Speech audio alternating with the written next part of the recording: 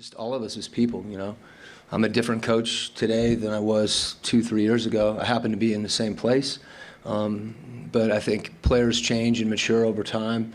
And then oftentimes when you do go to another place, or you play with even the guys that are on our team now, you know, maybe different playing with different guys. So it's hard not to make those assumptions, you know. You can certainly look even statistically, like Ed's a pretty good rebounder.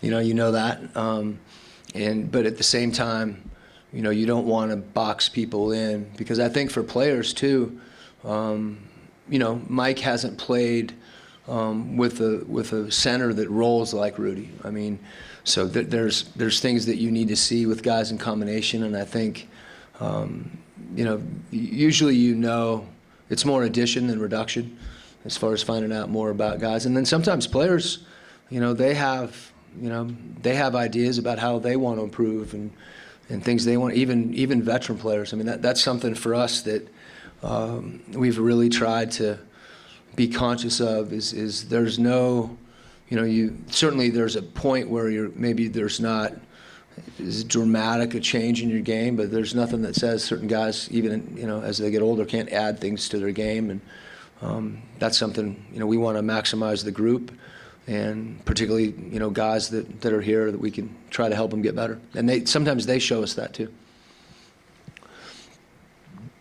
How much do you see the style of play, both offensively and defensively, changing with the new additions? I think that the key thing on that point, because it's something I've had, you know, you think about it, I think as a coach, you know, every team, you know, is different. Even sometimes when certain combinations are the same, just like you're certain things you can do against certain opponents. But more specifically, our identity doesn't change. You know, we still are a team that baseline wants to be, you know, an elite defensive team, and that's what we want to work towards. Now, personnel may dictate that you play differently, particularly in certain situations, you know, because that's playing to your personnel.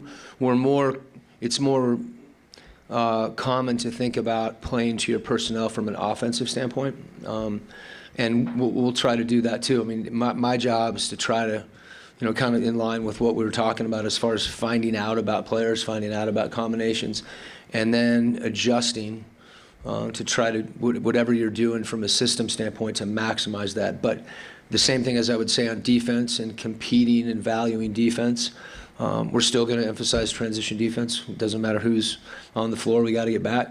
That's the first line of defense. And then offensively, you know, we're a team that's been unselfish. And I think you could, that can apply to a lot of different things conceptually on offense. You know, whether it's somebody taking a good shot, sometimes somebody getting an offensive rebound and kicking it out, you know, a high pass to the rim. All those things manifest themselves, but they may look a little differently with different personnel. But I think from an identity standpoint, you know, we like who we are, and I think our players, you know, even though some of the guys that haven't played in competition yet, you know, just from, you know, the way they played at other places and in contact as we're getting to know them, you know, it's something that they will embrace. I'm confident of that. John, here in the front row. Looking at Mike Conley coming in and being backcourt partner with Donovan Mitchell, have you seen those two mesh together in the offseason, and what kind of dynamic are you expecting offensively and defensively from that pairing? Well, you know, the meshing part hasn't happened yet on the floor. Mike Conley's an elite point guard.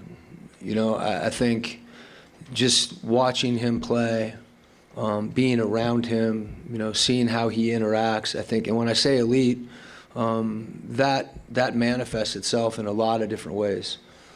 I think certainly on the court, some of the things he does, the feel that he has for a game, and for players around him is really unique. He impacts the game. He's an excellent shooter. I think he's excited to play pick and roll.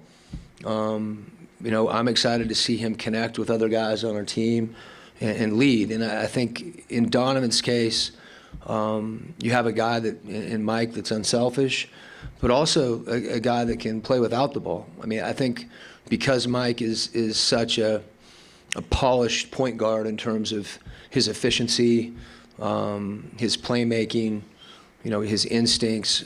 He's come off wide pin downs and screening action. He's able to spot up. And I think as far as there being opportunities for him that will be created by playing with Donovan, in addition to opportunities for Donovan playing with Mike. And really, you could say that about Bojan, and Donovan or Mike or Joe, like those combinations. And I think that's effective when those guys embrace each other. And that's why we talked about the unselfishness. Our ability, for guys to play together, and having multiple threats is something that can really be to our advantage if we play to it. And I think that I think these guys want to play that way. So. Given the number of guys who have had kind of number one experience, so to speak, on this team, do you look at staggering those lineups? Do you look at that as an opportunity to, You're right. It's a good question. Well, first of all, we've got guys that have, I don't know how you qualify number one threat. Could talk about it in terms of usage. Mike played with Zach Randolph and Marc Gasol, and if anything, there were times when he deferred. Bojan last year we saw playing with Oladipo, his role. Those guys they know what it takes to fit in. When I say fit in, it doesn't necessarily mean, defer. It means how can I be most effective? And certainly, let's say in Bojan's case, he knows who's on our team when he decides to come here. He knows Mike's here and Donovan's here and Rudy and Joe and all the guys that have been, at various times, at least the guard's primary ball handler. So I think that speaks to the unselfishness that these guys have. And I think, I don't want anybody to defer to anybody else. I want us to play in concert and share the ball and find out the best opportunity. And I think the fact that you have players that are capable of doing that, if they're unselfish and play to each other and figure out how they can help each other, that that's something that not only is a positive for our team, but for those guys individually, it's a fun way to play. I mean, Donovan going in the lane and having the ability to throw the ball over the top to Mike in the corner, in addition to throwing Rudy a lob. That's a good thing. Bojan spaced and driving the ball and pulling up and making a mid-range shot. So I think it's up to those guys to figure out how to complement each other. And I do think that's not like a finite thing. Okay, this is what we do. I think game to game, and their willingness to kind of take what is given, I think is a key thing, and for us to recognize what those things are. When you mentioned your Where's evolution. your headband? You don't have your headband. No, I'm not sweating yet. Yeah. Well, okay. maybe after you answer, but He wore a headband the other day, yeah. I embarrassed Go myself. ahead. You mentioned your evolution as a coach over the last 5 years you've been here. Has that impacted the way you've, developed your assistant coaches and kind of defined roles within your staff? I had a unique opportunity. I moved 5 times in 5 years, from Austin to Philadelphia to Los Angeles to Russia to Atlanta and here. And one of the things to me that was always, I kind of put as a premium, particularly as a new head coach was there, was just how important the cohesion of the staff was. And we've had, a couple years ago, Igor going to Phoenix this year, Tony Lang getting a great opportunity in Cleveland. The staff is always evolving. And, whether it's your video room, or your, coaching staff proper, I think the key thing that we've tried to do is develop, to play to people's strengths and help develop, things that they want to improve at. And we've had a standard kind of 3 guys on the bench. Last year, it was Igor and Johnny and Alex. We'll rotate Lamar Skeeter and Vince LaGarza and Zach Guthrie through those spots based on a number of factors, scouting, things like that. So in some ways, and the reason for that is because I think all those guys are really talented coaches. And the key for all of us as a staff, it's no different than talking about Boyan and Mike and Donovan and Rudy, Alex and Johnny, their leadership roles as they've grown as coaches, and then the guys I just mentioned, their opportunities that are provided as people go. I've wanted to promote from within, and that's what we've done. We brought Brian Bailey in from the Stars to be on our staff. He's going to be working along with Jeff Watkinson. Jeff's passion and one of his great strengths is player development. He's got a unique background in that sense. So, trying to give guys focal areas and while at the same time blending the staff together.